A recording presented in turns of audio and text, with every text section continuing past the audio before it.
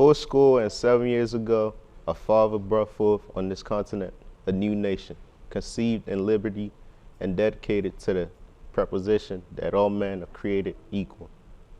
Now we are engaged in a great civil war, testing whether that nation or any nation so conceived and so dedicated can long endure.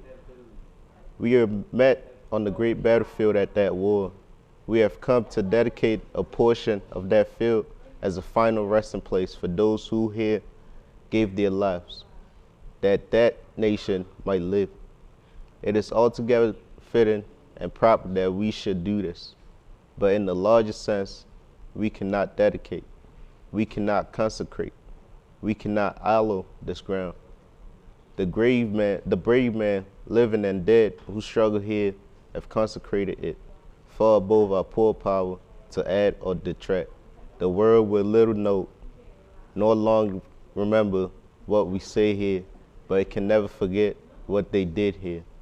It is for us, the living, rather to be dedicated here to the unfinished work, which they who fought here have thus far so nobly advanced.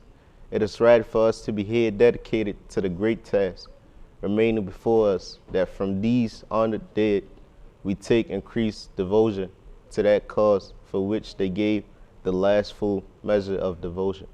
That we here highly resolve that these dead should not have died in vain, that this nation under God shall have a new birth of freedom, and that government of the people, by the people, for the people, should not perish from the earth.